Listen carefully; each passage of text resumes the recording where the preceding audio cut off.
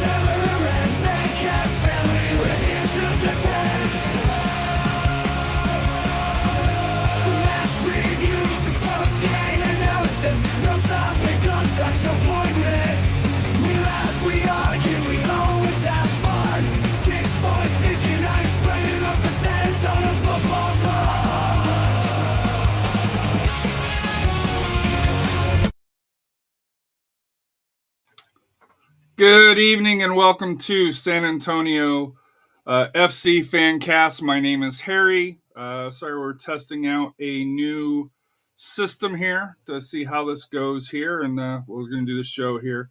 But let me first bring on our second co-host of the night, Rafa. How are you? Good. Back from the trip. And from West Texas and then the coast. And then coming up, we've got Jonathan Check. How are you doing, Jonathan? Doing all right. Not sure I deserve the drum roll, but I'll take it. Just got back from Corpus an hour or two ago. We spent a little extra time after SAFC's match last night. Yes, thank you. All right. 2 rounds of applause. Cool. Yeah, and today we went to the State Aquarium while we were down there. So yeah, make the most of these trips as we usually do, as we try to. So I first want to just shout out Corpus Christi. Like I said here, I thought it was a great evening. Like I said, I can't wait until they get their stadium because the crowd, like I said here, I'd say probably a third of it was SanAntonio FC, but probably 2/3 of it was people from Corpus, kind of around there, 60-40 along those lines here. But I thought it was a fun environment. Like I said here, I can't wait for them to get their stadium here. Before we get into the game, any thoughts on just kind of the setup for the Corpus Christi? It was a good atmosphere. I mean, I think they were very adamant as far as having a game there versus a champion USL team. I think it was they mentioned something. It was like the first big game in what 10 years or something. So it was great. It was great for them. As far as formations, Well, we're gonna get to that here in a second. For that here, to me, I think the last big game, and Jonathan, you might have been there, was when Houston and FC Dallas played at the baseball stadium for that here at Whataburger Park. I think for that here. So I know Mike and Jenny went. I'm not sure if Jonathan went. You might have been still a little bit young. Not as much Dallas beard. Houston game? Dallas Houston game. Yeah. I don't even know if Mike and Jenny went, but they did because the Copatejas went. Copatejas took a big old. Okay. I want to say they took some buses down. I'm almost positive they went, but I could be wrong. It could be making Mike and Jenny travel to Corpus without it. So that would be news to me if they did go. But I definitely have no recollection of that. So yeah. Yeah, but I do think that was the last big match down there, and that did not have a SanAntonio or Corpus Christi team involved for it here. So moving on to the game here, the starting lineup, for SanAntonio FC was Richard Sanchez, Alexis Suhai. Is that how you pronounce it? I know we haven't got the pronunciation guide yet. Tainer, Alex Cronelli, Jimmy Madronda, Mohamed Omar, Luke Hawkinson, Nicky Hernandez, Jorge Hernandez, Jake LaCava, Juan Agadello. So the reason why we got to talk about Four Nations is because, well, we had a lot of discussions on the formations for that here. Why can't I make that here? No, I want switch that. Oh, okay, there we go. So I can do it. All right. So let me get rid of this. All right, so through here, let me just make it spotlight here. So how it came out, well, to me, how it looked for here, Jimmy Madronda. We still don't have a number for him. Tainer, Sohei was in the middle, correct? Oh, shoot. I guess I need to move this over here. Sohei was in the middle for that here. Alex Cronley, and then Luke Hawkinson. Omar Hernandez, Jorge LaCava, Agudelo. So these two are pretty easy. Do we think it was at least two up top, right? Or do you think it was a three up top? It was two up top. Jonathan, you in agreement? Yeah, that sounds fine to me. So the issue comes into is the fullbacks, wingbacks on where they were. Because when it officially lined up, Alex was over here. It looked like a 4-3-3, right? Initially, it looked like a 4-4-2 or 4-4-2, like that. Because initially, but as the game wore on, you had Luke that was going up and back. You had Jimmy that was going up and back, and Jorge was more kind of up. Kind of in that shadow false nine position, I think. We can kind of debate that here, but Rafa, I know you and I kind of had discussions on it, and I'm sure Jonathan probably has some feelings on it as well. How did you see the formation? For a while, it looked like it was initially it was a 4-back. Because and it looked like Jimmy was the 4th back, and then and I thought it looked like a 4-4-2, something kind of like that right there. But then later, like I said, into the game, Omar's the one that stayed back. Yeah, later Nicky kind of moved around. Yeah, Nicky was moving around a lot, mostly to ball side.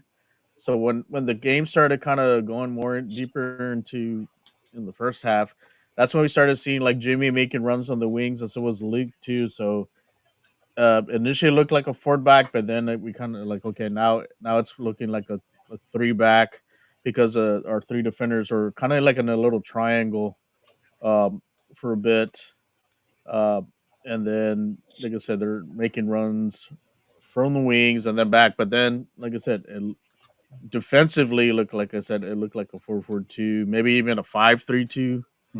But like I said, I think most decided to kind of switch it up, because I think initially with the Houston Dynamo, initial reports they played a 4-3-3, so they may be experimenting, and what works, what doesn't work. Well, this looked, like I said, last night it did look more flowing as far as the ball, getting to the ball speed wise. We utilize a lot of the strengths of the players, so I think towards the tail end, like I said, toward the end of the first half, it really was more of a flat out 3-5-2. Jonathan, your kind of thoughts, kind of formation wise, kind of how the game evolved as far as with the formation, before we get into how they actually played. Yeah, I can kind of see both sides of the coin here.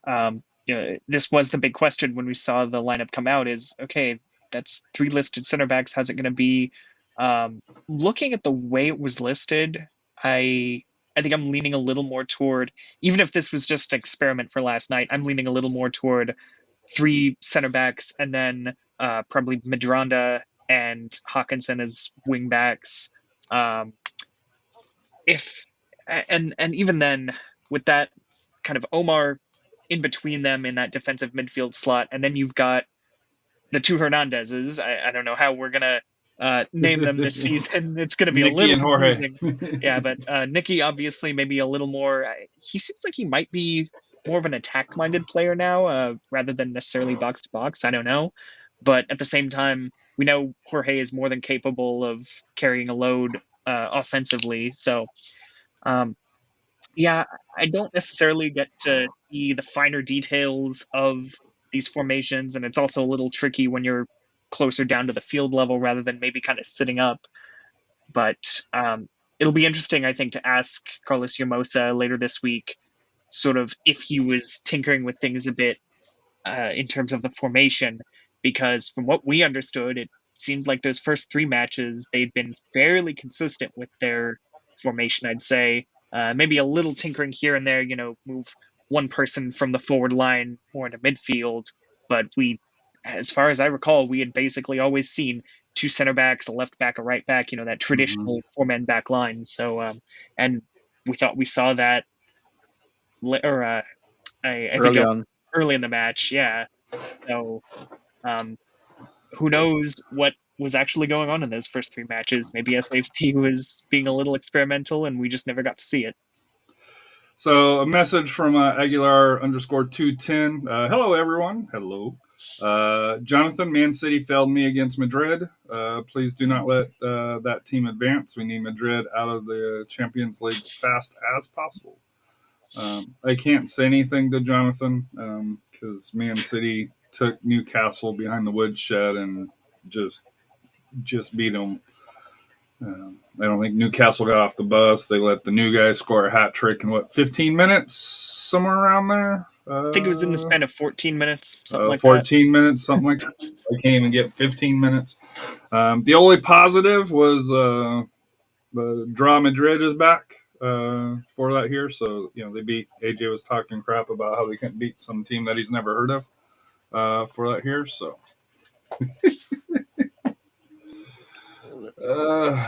There's a difference when you say F you and F off. So,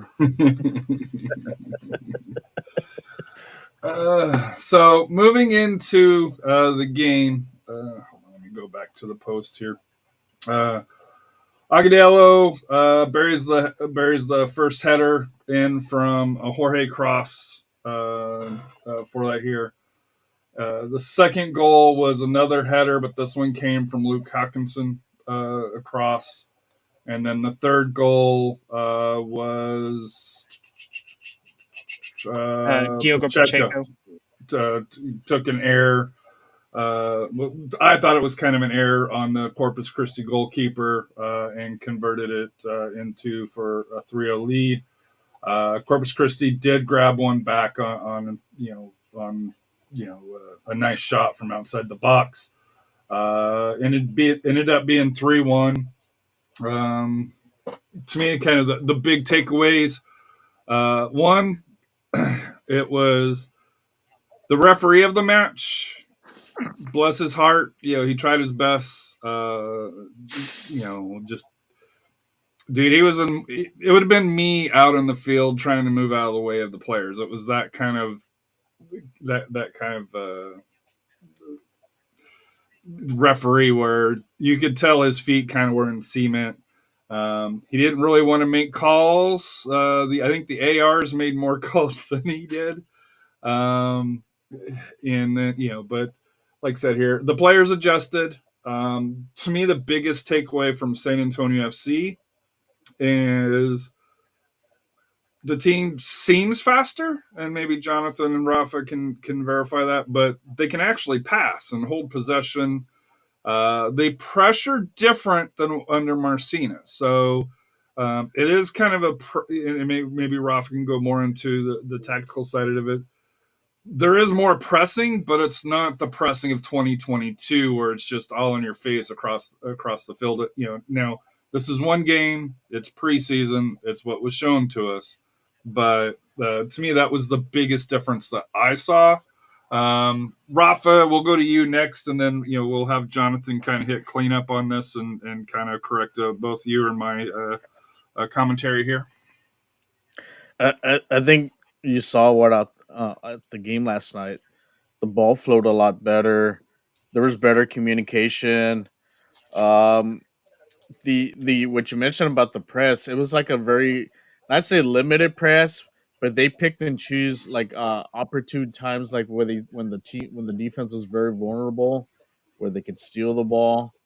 That's when they made them pressure them, and then a lot of those times, Corpus ended up sending the ball right directly to us, and we took it the other way. And one thing I was impressed last night is the hustle as far as swarming to the ball. Last year we weren't doing that. This year we had like guys going after them and the thing is not making them comfortable to send balls up. And last year we just kind of sat back and let them come to our side of the field.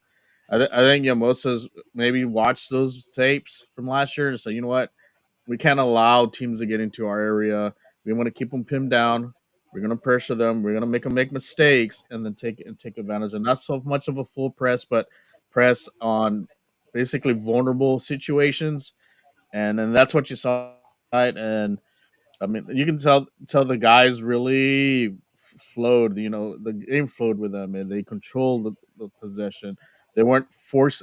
One thing we didn't see those long balls try to run and go. It was forced, Mhm. and it was passes with a purpose.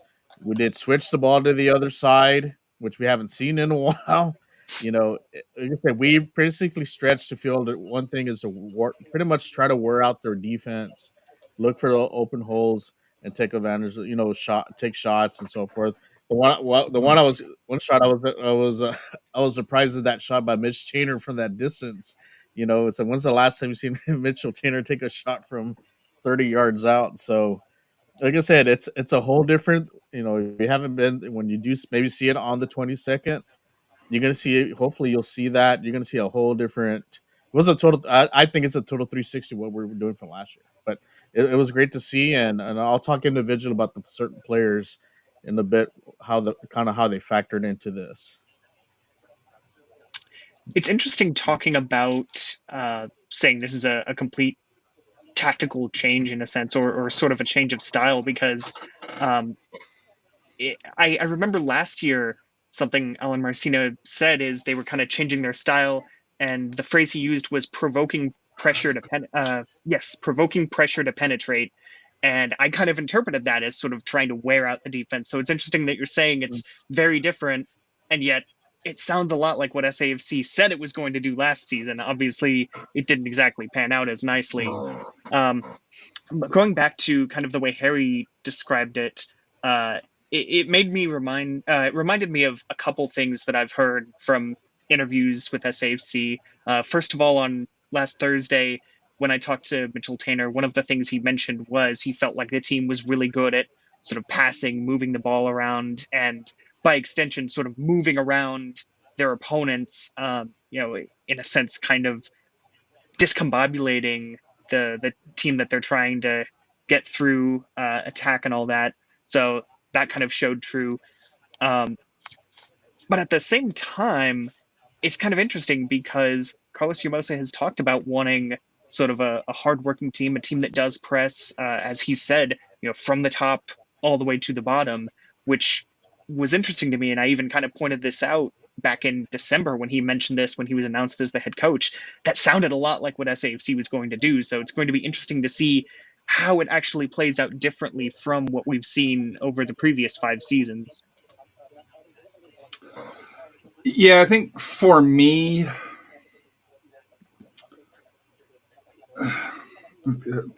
I go back to kind of the Sam Gleedle years. And this is no knock no knock on Coach Marcina, but he didn't use the full field. Like you'd have Sam over just hanging out by himself.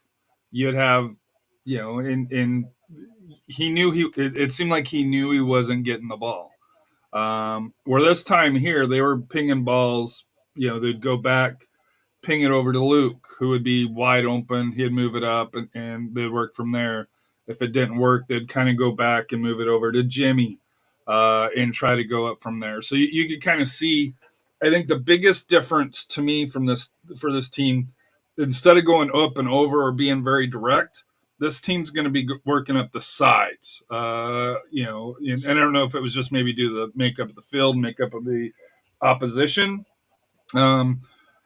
I think, and I think this is where Agudelo and Royce and Roberts are going to be extremely happy. Is they're going to feed the ball into the middle, and I think we saw that on the 2 goals. Is they fed it in, and Agudelo was able to get ahead on it. And I think there were a couple other opportunities that they had, that went awry. But to me, that's the big. For me, that was one of the things that I noticed extremely different. Is instead of kind of going up and over, is more, hey, we're gonna go to the sides and try to cross it in.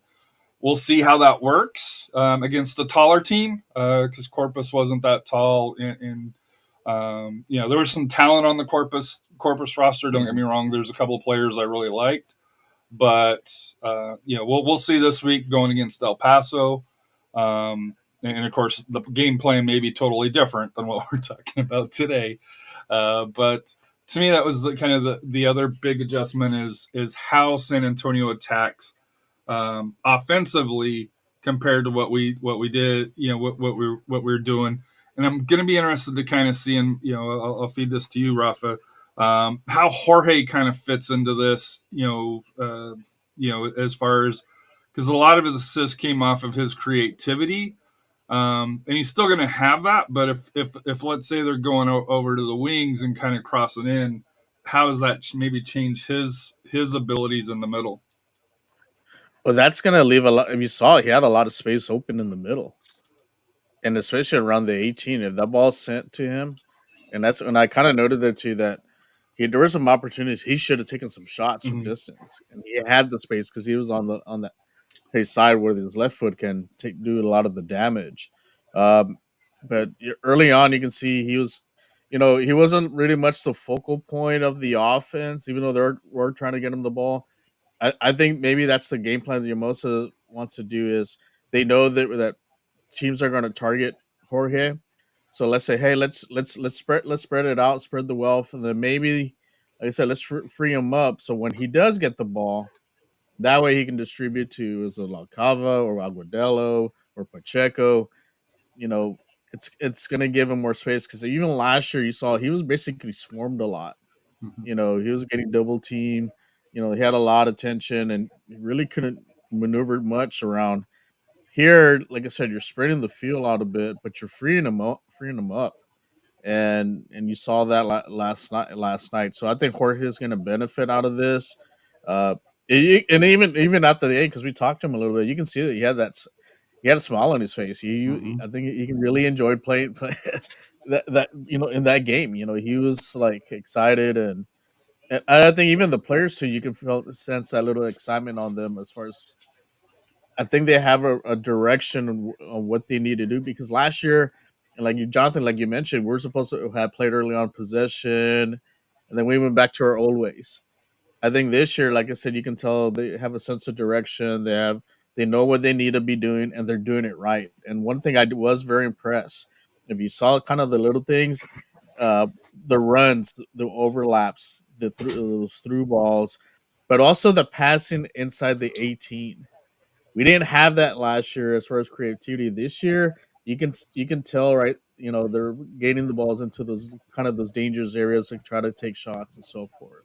So now the only thing with the flip side is we do need a finish, which I think in time we got to get those. But as like I said, it starts right there, creating those opportunities. And like I said, I saw a lot of that, and that was impressive. And said, I'm sure Jorge. I think this may be an opportunity. Jorge maybe even get double instead of those double-digit assists. He could get some double-digit goals too. Jonathan? Yeah, just building off of that really quick, talking about maybe leaving some chances begging. That's actually something that Carlos Yamosa has talked about the last 2 weeks now.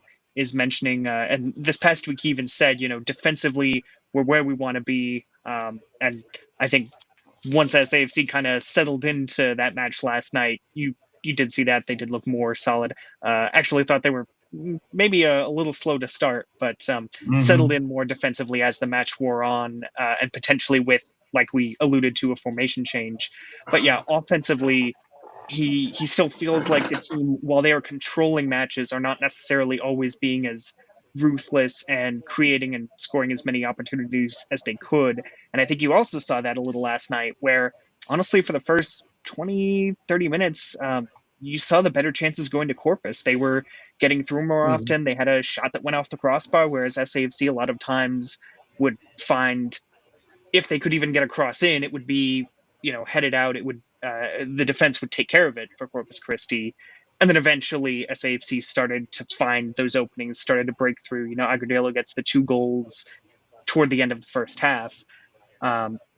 So, and this was also, for what it's worth, SAFC had scored 2 goals in their first 3 preseason matches, got 3 last night. You did maybe, I don't know exactly how the number of chances compares, because obviously we didn't get to see those first 3 matches, but maybe they are starting to find their rhythm a little more in that attacking third.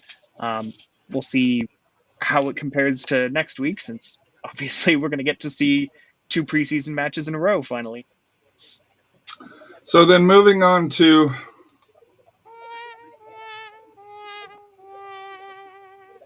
the area that I think we need to improve. I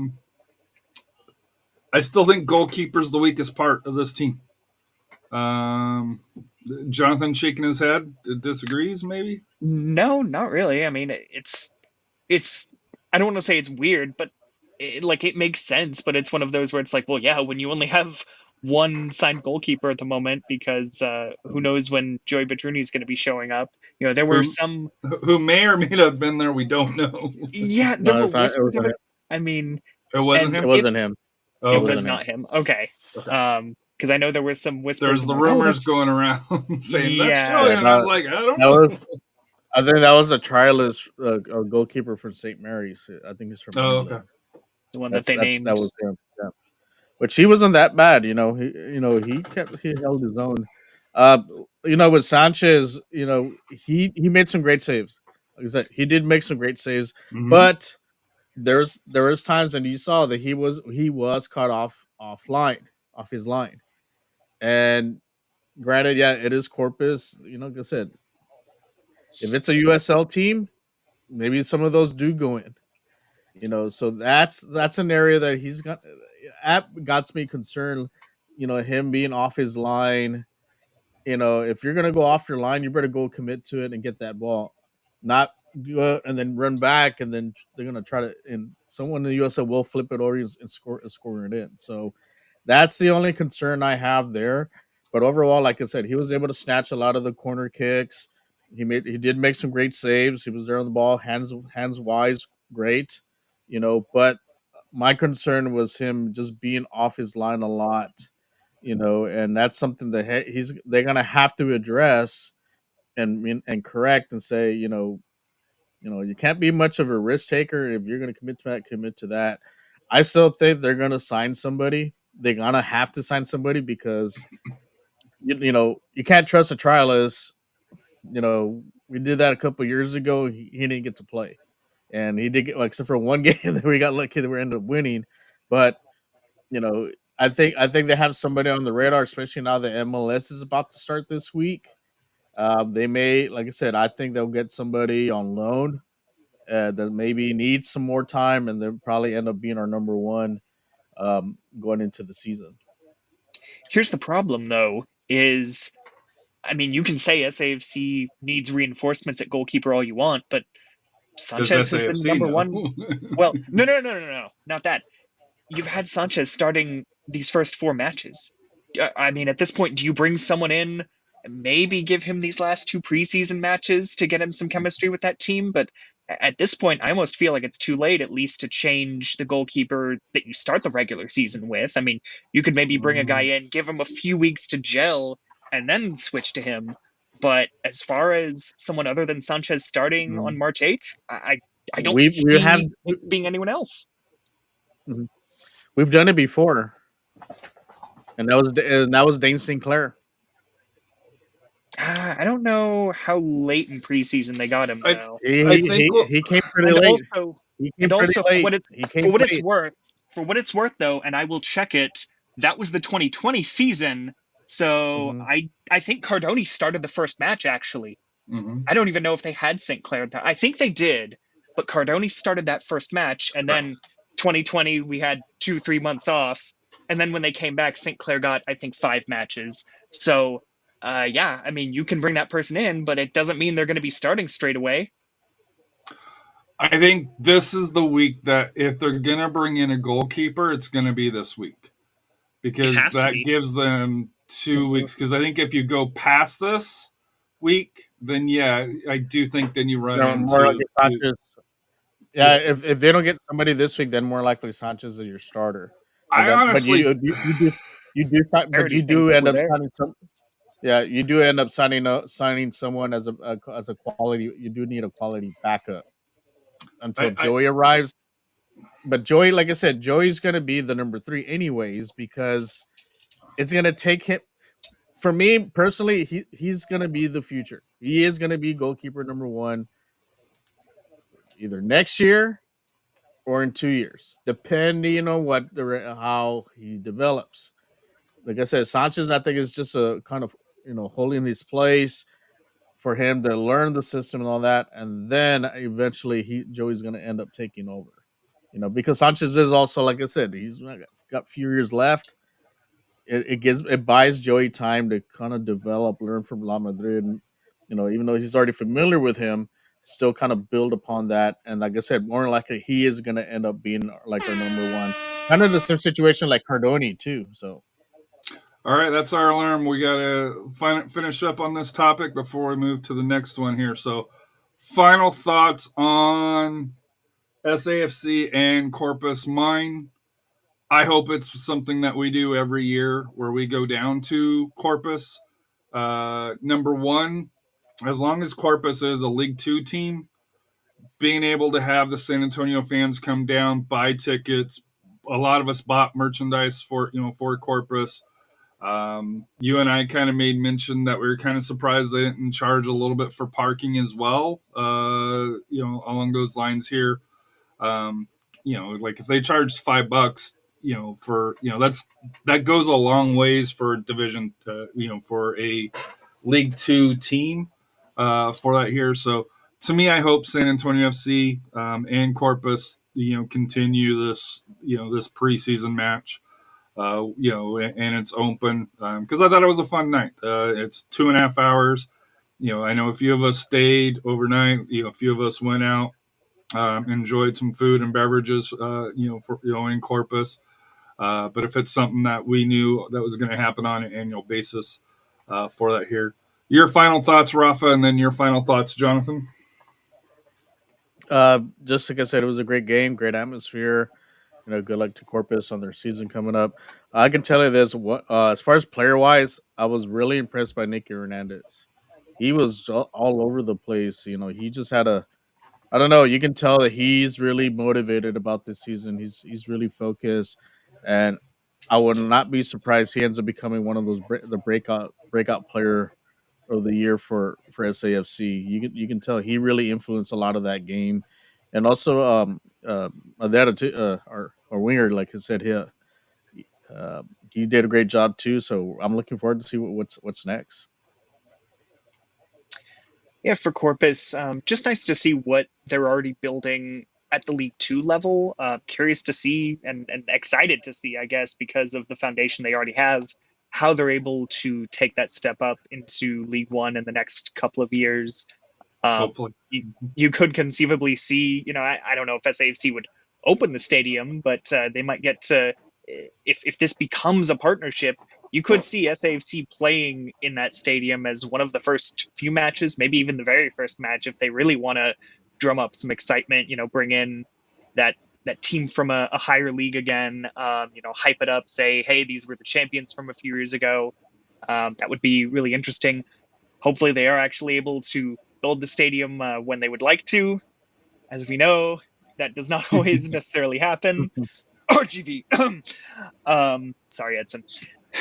But yeah, it could be a really interesting partnership. And, we've seen in the past, even just with preseason matches, SAFC build these multi-year relationships, from sort of 2017 through 2022, maybe 2023, you had SAFC and FC Dallas of all teams playing every single year. They had a good relationship there, and that's maybe kind of oddly tapered off in the last couple of years. But if you're Corpus, you might kind of be in a similar spot where you can say, okay, let's bring in SAFC every year for the next 5 to 10. That's a good way to get people excited about our season coming up.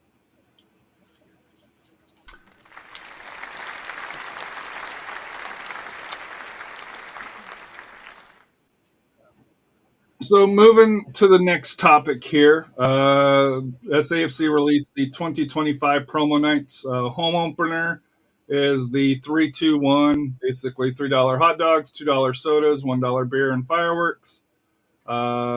Second night, March 15th, Shamrocks in soccer. It's celebrate St. Patrick's Day with green beer and a festive atmosphere. Viva night on April 6th. Which is also $3 hot dogs, $2 sodas, and $1 beer. April 12th probably be pretty special. 10th anniversary celebration. I'm assuming there's going to be a lot more information coming out on that. Kids night, $2 hot dogs against the Switchbacks on April 23rd. May 10th, Mother's Day. Celebrate Mom. May 28th, Health and Wellness, $2 hot dogs again with Tulsa. June 7th, United by the Pitch, a celebration of community heritage and the power of soccer to unite us. June 28th, Independence Day, and if you'll notice, in June is when they switched to the 8 p.m. games for that here. July 12th, Military Appreciation Night against the Rowdies. July 26th, Do Good Night, Christmas in July, festive holiday celebration with music, fun, and spirits, and giving back to the community. August 2nd, superheroes and villains versus the Sac Republic, so that's kind of fitting for that here. Spurs Night against Lexington. Harry Potter Night against New Mexico United. Was it Loteria Night? Against Orange County, Dads and Daughters Night, Princess Night against Birmingham Legion, and Fan Appreciation 3-2-1 and fireworks against the El Paso Locomotive. And of course, that's presented by Kickapoo Eagle Casino for that here. So, thoughts on the promos? I know it's probably a short one here. I know initially the thing that came out was no Pride Night specifically, but I think most people are associating the United by the Pitch. Kind of is covering all for that here. We'll have to see more details. Oh, go ahead. I was just going to say, I mean, I don't know where you're looking at this. I looked at the press release that SAFC did, and at least in the press release, they have two side-by-side images, and one of them is the promo schedule. The other one is community nights, and they do have a Pride Night on that second one, on community night. So it's kind of weird. Every single night has kind of two themes, and some of them are intertwined. I was maybe going to mention this at some point. Some of them make sense. All right, so community nights. I don't know why they do this here, but Youth Soccer on March 8th. Echo Night on March 15th. Small Business Night on April 6th. Future Stars Night for the Academy. That was one that I was missing as well. Kick Childhood Cancer on April 23rd. May 10th, Women's Empowerment. So that's Mother's Day for that here. Pride Night on May 28th. Black Heritage Night is the one on the United. Yeah, First Responders Night. Mental Health Awareness Night. Adopt a Pup against New Mexico United. AAPI Night. I'm not sure what that stands for. Asian American Pacific Islander. Through here. Youth Sports. Teachers Appreciation. Always appreciate. Hispanic Heritage Night and Cancer Awareness on the 27th. And Community Leaders on the final one. So thank you for pointing that out. I didn't. I just saw the promo night and went with that. So as opposed to the community night. So yeah, I guess. Well, I guess we have to ask why they gotta make it so difficult. Yeah, it's really weird to have two schedules like that, and you do see some tie-in. For example, Women's Empower Night is also the Mother's Day celebration. Kids Night for Kick Childhood Cancer. Like, okay, some of those make sense, but then some of them, the connection is a little more tenuous, and it's just, again, a little confusing to have sort of these double-faceted Promo. nights for every single match of the season. But you got to give them we'll credit for trying. I'll give them credit for trying. April 10th, 12th. I think that's the SAFC night or the Shamrocks and Soccer Night. I'm sure they're going to have. Soccer. I'm sure the that's SAFC. the Kano night. Is it? Yeah. Yeah. Yeah. So we'll have to go through it and match them up. But yeah, it was just like. I'm sure they'll toss like really nice green jerseys, like some really nice ones. So, but no, to me, like I said here, it's just interesting on how they do that here. Yes, Matt. What the hell is the difference between a promo and community? So I think promo is where it's because promo is where it's the giveaways. Promo is where it's presented by like Rico's. Community night looks to be it's presented by Rico's along those lines here. Well, I guess no, yeah. I don't know. Yeah, they have. I'm trying to bring sponsor on both graphics, so it's really weird. I don't know. Maybe we just have to experience it for it to make sense. If anybody from SAFC would love to come on from the sales and marketing team and kind of explain it, like please reach out to us. We'd love to have anybody from SAFC on, but even from the sales and marketing. Because, yeah, to be honest with you, I saw the View community nights, but, I guess it's my bad for not clicking on the thing there. Because I was just like, promo nights, all right. So, for that here, so. But no, to me, like I said here, for here, so. Hold on, I gotta get the little sound. Anybody else have anything on the promos? So it should be fun one. So some events, I think it's like the same ones, almost the same ones like last year. I think the only difference is like we had the Star Wars theme one. We're not having it this time. We're doing a Harry Potter one, and I don't know. They should have done La Mamba night or something, or something related with it. Something related with SanAntonio, like with something with a movie or something. But maybe they should have done like maybe Star Trek night or something. Who knows? Oh boy. Yeah, I mean there were a couple of new ones, I suppose. Shamrocks and Soccer, just off the top of my head, I don't think they've ever done any sort of St. Patrick's Day thing before. Not sure they've ever done an official like Mother's Day celebration as well. Harry Potter night, I know that's new. The Dads and Daughters Princess Night, I don't think they've ever done that before. So a few. They had things. A Princess Night last year or something like that. Now they didn't call it Dads and Daughters. So I really think that instead of just saying Princess Night, because I think there were more Disney princesses, right? That is where it came through. Where this year I think they are, and to me it's a brilliant idea by saying Dads and Daughters, because I'll be like, hey, it's Dad and Daughters Day, Anna. Let's go to the game. And hopefully she'll go. I think also the Adopt a Pet night. I don't think we've ever had that, right?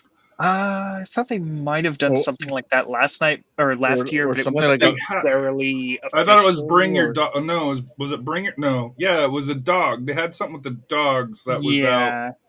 Where the new supporter section is going to be at for that here. So then the final topic before we get into.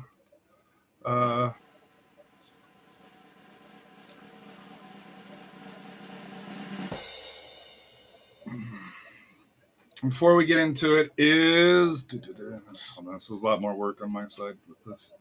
If I can banners, here we go.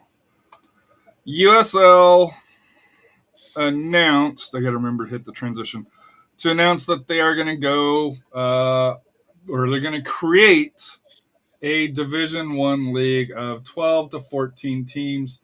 This was first broke by the Athletic. I think it was Paul Torino, if memory serves me correct. But looking at the USL release here, United Soccer League takes bold step forward with launch of Division One professional men's league, bringing the highest level of soccer to more communities, elevating the sport, taking another step, aligning the global game, and providing more opportunities.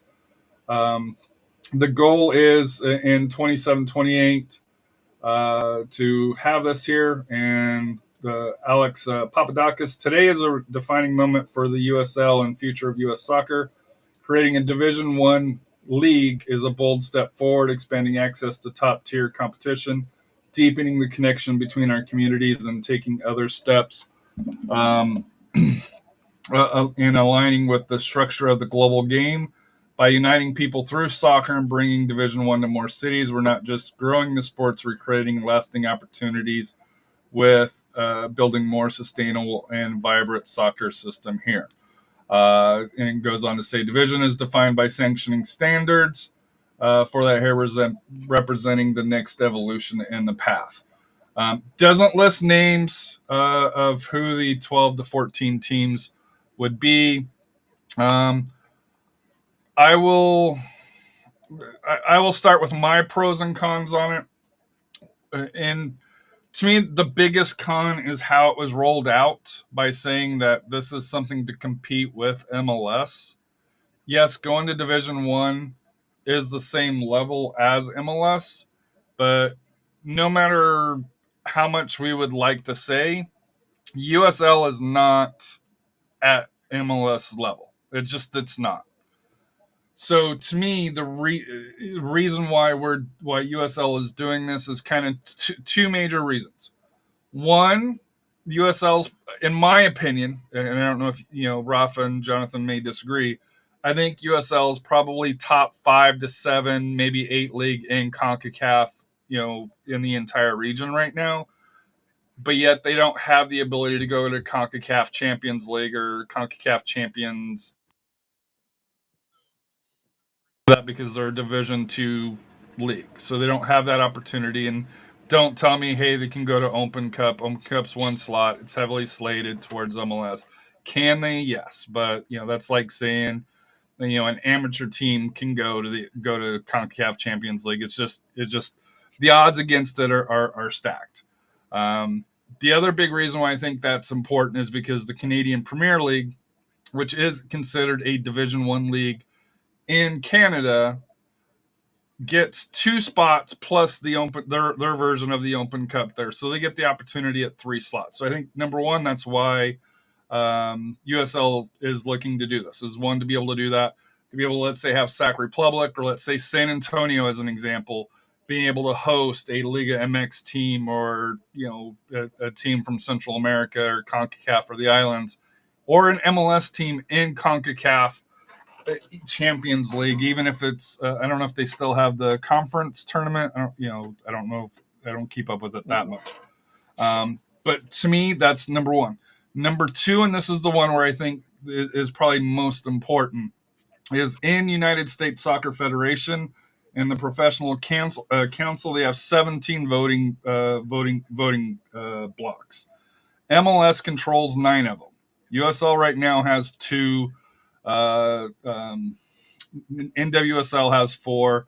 NISA has 1, and NASL has 1. So we don't know what's going to happen with those 2 voting things. But if USL goes to Division One, this will be a test for U.S. soccer on how they're going to break it up. Because right now, MLS controls the Professional Council. But if there are 2 Division One teams and USL, and I think MLS is at 30 teams, USL will have 10, 12, you figure another 10, 12 probably, or probably 12, 14 in the Premier. I'm calling it Premier just, because I know they want to knock off the EPL system. The Premier, another 12 in Championship, another 12 in League One, not, for that here. So you got at least 36 to 40 teams. You're going to have to balance that out a little bit more to where maybe that weakens the ability or the strength that MLS has. So to me, those are the two big things. I know everybody's focused on, hey, the possible pro rel, possible competing with MLS.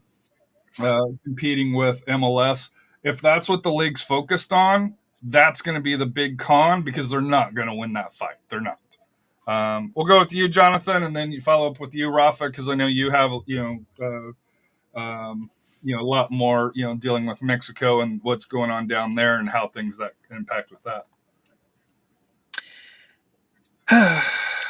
Here we go. USL actually finally, I mean, we've heard rumors about this for a few years now of USL wanting to start a Division One league, and now they've put it out there. They actually do want to make this happen. It excites everyone, and yet we have no idea who the teams would be. It's still just a statement of intent, really, until we actually see, okay, we're choosing these teams. We are planning to start. I mean, they did say, what, 2026, 2027. Right. Maybe behind the scenes, there's more concrete details than we realize, but at the moment, feels a little ambitious to me. And for what it's worth, if I'm not mistaken, the USL, when they started the Super League, they had to push it back a year. Now, they did also raise it up to Division One. They pushed it to those standards. But I don't know that it's as easy to do something like, it's a little easier when you say, okay, on the women's side, I think the D1 standards are essentially the D2 standards on the men's side. So it was a little easier to make that jump. And it's a whole other can of worms that I won't get into with me questioning whether it was necessarily right to have a second first division. But setting that issue aside, it's exciting on paper. They make this statement, but don't get ahead of yourselves, because MLS has a 30-year head start on all this. It has the name recognition. They've gotten Beckham. They've gotten Messi. I think USL could maybe go in a different direction where they're not as necessarily focused on, these world stars let's be honest, most of them in the twilight of their careers. And MLS has kind of started to move a little more toward, okay, let's develop some younger talent. But at the same time, then they bring in Messi, and it's like, okay, well, maybe you guys are a bit of a retirement league in some senses. So maybe USL could carve out a niche of being more, okay, let's develop some of this talent in the US, in the Americas. But it's going to be, I'd say, tricky to catch up to what MLS is doing. But maybe the USL, I mean, I don't know what's going on behind the scenes necessarily, and they're smarter people than me. So maybe they have what it takes to make this work. I will say the biggest thing that was working against USL today, and this is something, my follow-up question, we'll talk about possible SAFC impacts, is the professional league standards where the stadium has to have 15,000. That's the biggest hurt, because I think right now maybe one or two USL teams can reach that. Rafa, your thoughts? I agree with what Jonathan's saying. Like, MLS just has too much. Like I said, they have the money, the sponsors, the head start. Now, this is a little ambitious. I do know they want to do that promotion relegation. Yeah.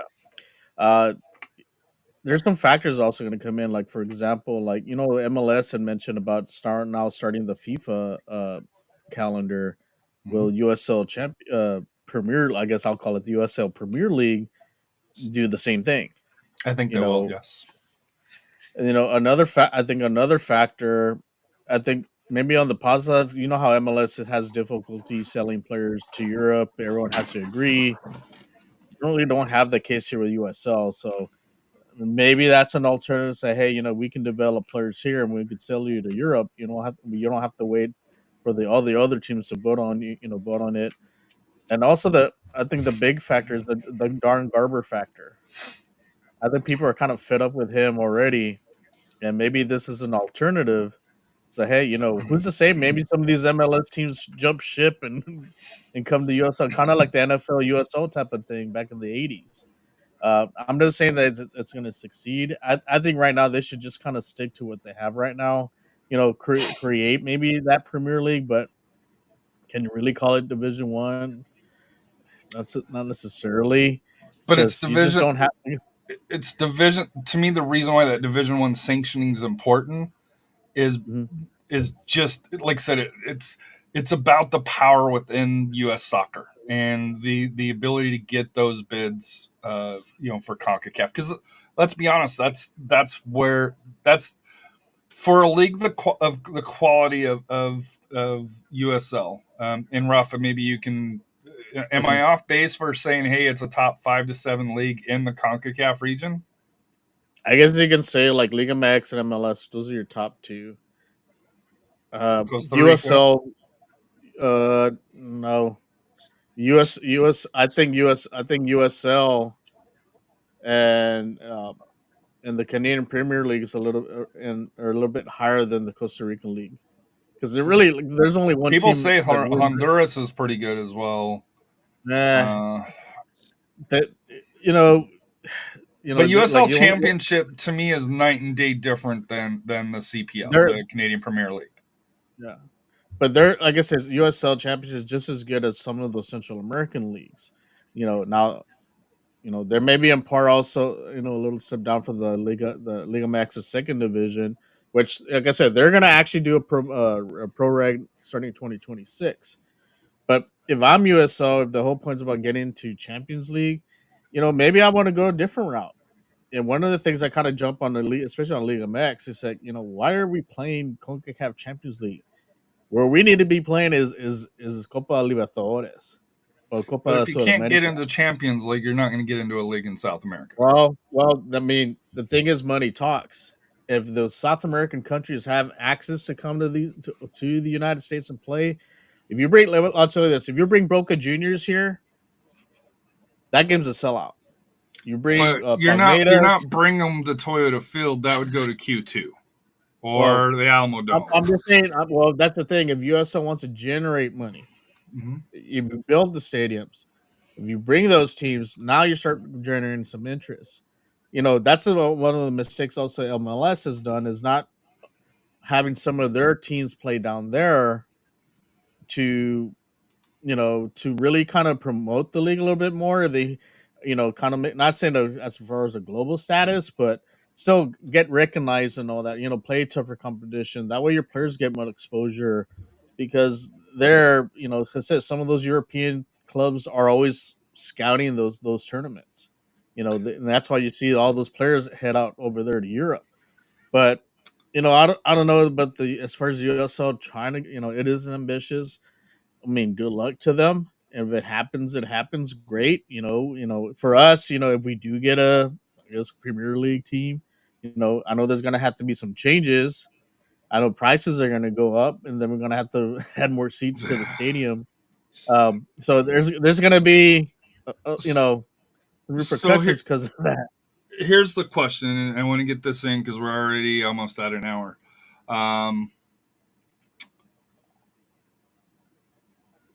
If you had to put a percentage today, and we don't know the details or anything along those lines, do you think SAFC would upgrade Toyota Field, or what would they do stadium wise, or would they just stay at the championship level? Because to upgrade Toyota Field, it's going to cost some money.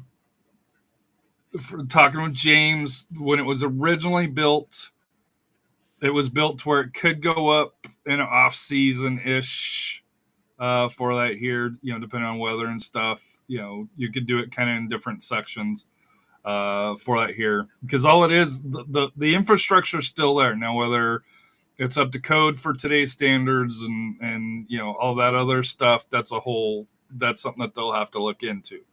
But theoretically, Toyota Field was built to expand to, I think it was around 18,000, somewhere around there.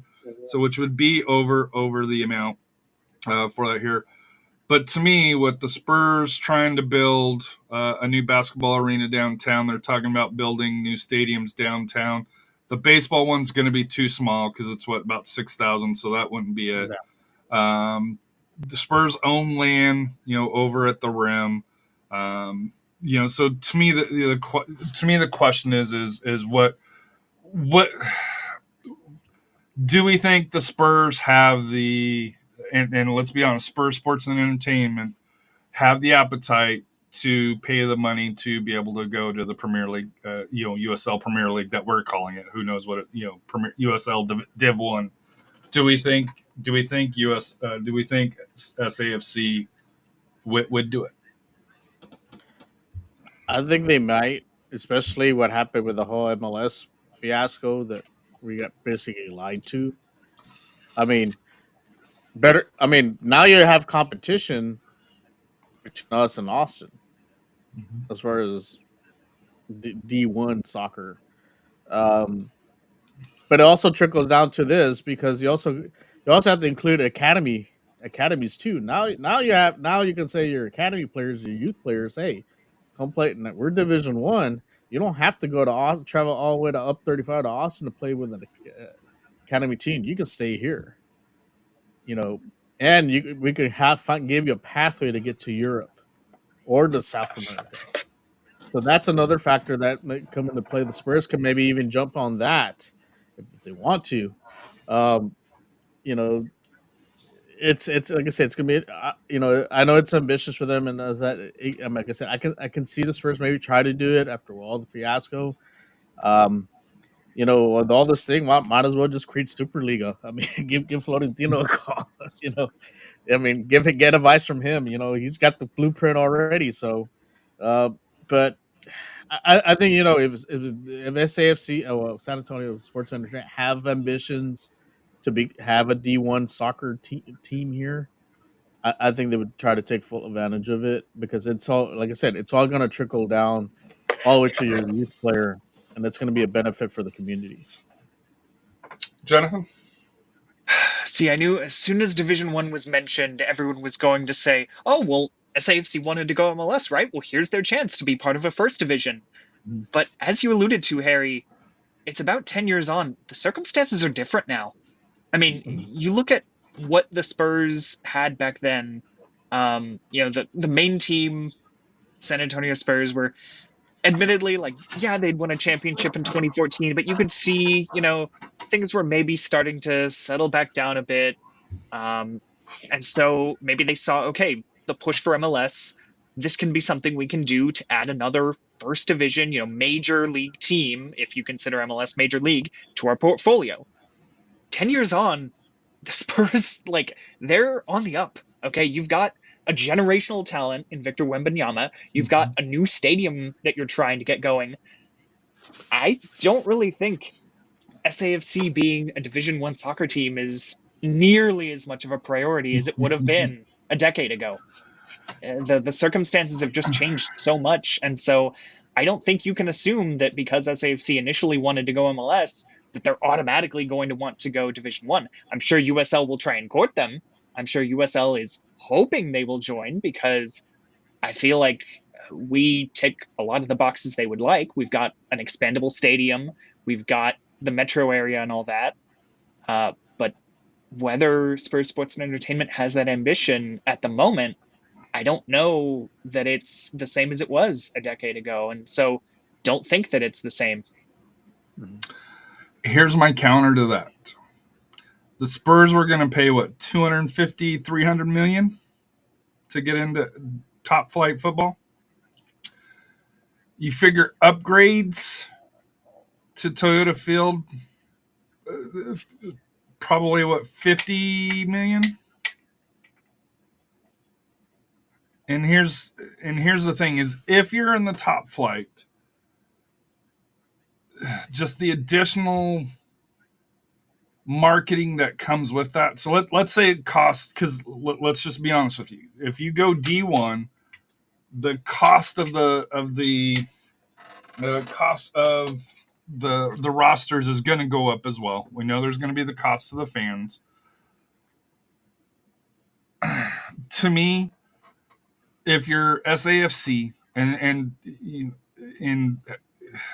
this to me is their way to show that they can be MLS, because I don't think for a long period of time that you're going to have these two leagues. I think at some point you're going to either see MLS buy USL and absorb it all into the MLS pyramid, or it's. I just don't see.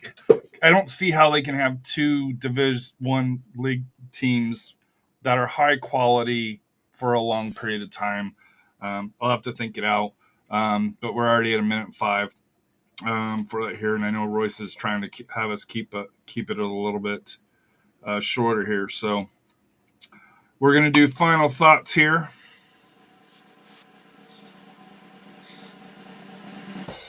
I'll go first.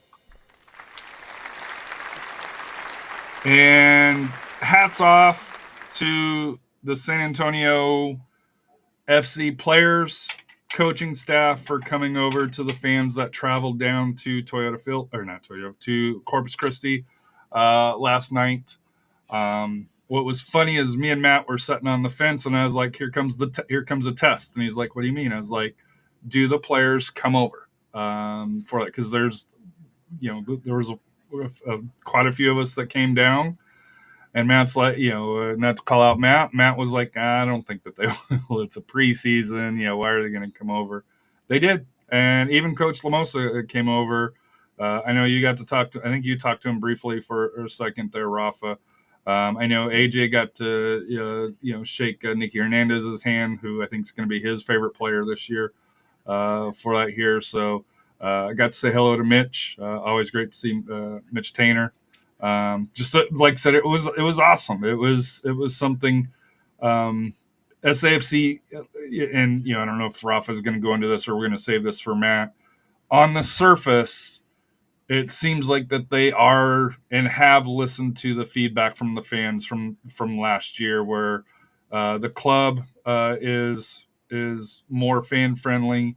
I know they came out with the parking where if you're there 90 minutes before the game. Or I think it was 90 minutes. If you're there before the games, there's not the fee to charge in the tailgate. There's a cutoff time. I forget what it is. The parking. Like I said, the games are at 7:30. It'll be a 6:00 cutoff. I think once the 8:00 starts, I think it's like 6:30. Yeah. So anywhere before that time, it's free parking, but you have to tailgate. That's you got to be part of the tailgate.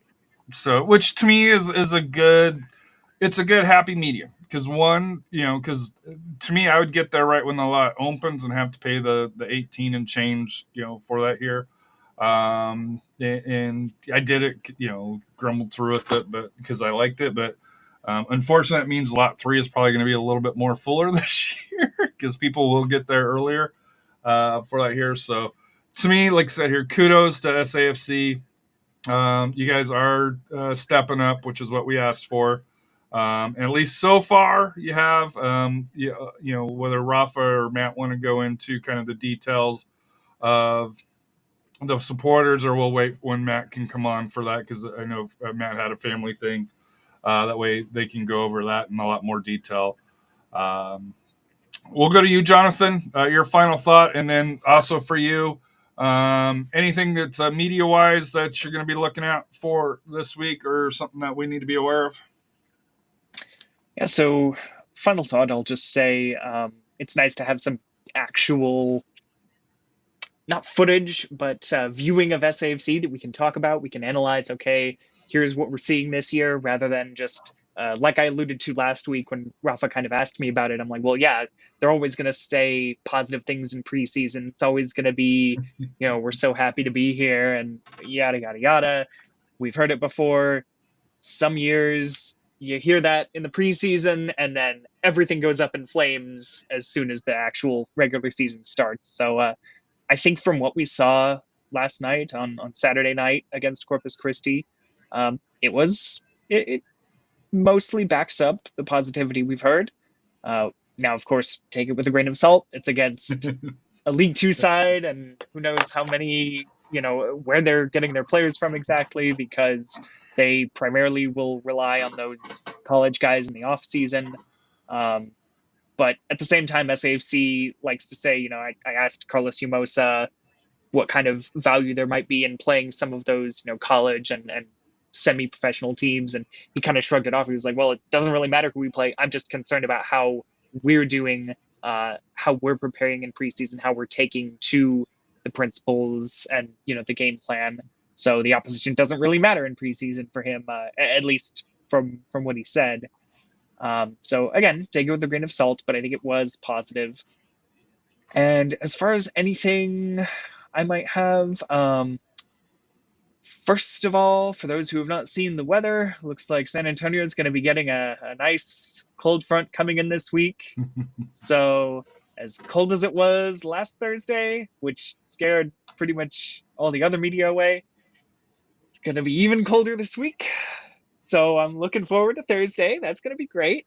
And thankfully, the match on Saturday, SAFC's only open home preseason match, is at, I think, 12:30 in the afternoon. It's a midday game, basically. So hopefully it's at least kind of overcast, but it is going to be theoretically the warmer part of the day. As far as anything, I might try and write something later this week, just ahead of that preseason match. I may not. I don't know. We'll see. Depends on is the kit released this week or next week? I believe it is next week. Is the kit released this week or next week? Okay, after the match. Okay, yeah. So I'll be out of town that day. Was this week or? Okay, that's right. Yeah, we had discussed it. It's not this week, unfortunately. So I guess you'll see SAFC in warm-up tops again and all that. They got to tape some numbers on the back or spray paint or something. I do wonder if against El Paso if they'll have numbers because they didn't have numbers this one here. I do wonder if they'll have numbers for that one. Number one, just to be able to identify players a little bit easier, with the open crowd. And number two, this is their kind of dress rehearsal, in my opinion.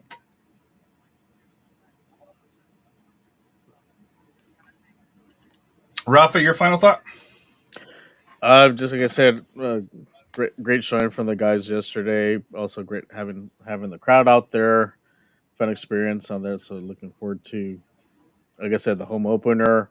Also, final thoughts. Like I said, we'll see if they make any signings this week. Maybe we'll see. Kind of keep it on the waiver wire there. As far as MLS players, if we get them loan, we'll see. And also, like I said, we do have, if anyone catches the high school show, we'll have the TAPS bracketology on Tuesday night. So hopefully the brackets will be out by then. Yeah. Come on, TAPS, to let us down. and then just also like I talk about more about maybe after our picks, when we talk about a little bit about that mercy rule. Progresso scoring 3 touchdowns and a field goal this week. So that's a buzz. Like I said, I even got a coworker sent me a message about that. Is this for real? So yeah, it was for real. So it's an interesting week and so forth. But like I said, fun week of soccer. We're looking forward to another fun week. I won't get to be there Saturday, but like I said, it's like I get a chance to hear what the response from the players, and then I know speaking for Matt as far as the FTC 210 side. Like I know there's some things that we are planning, so we'll be announcing some things pretty soon, and especially about membership and all that'll come in the near future. So, do you want to thank everybody for tuning in? Thank you to Rafa when you come back, but hopefully safe travels back from your vacation. Matt, hope everything's all right with the family. You were missed. For that here, we'll be back next week for that here. After the game, we might try a Twitter space for immediate reactions. We might test that out here because if we're going to test it out, I guess that would be kind of the time to do it.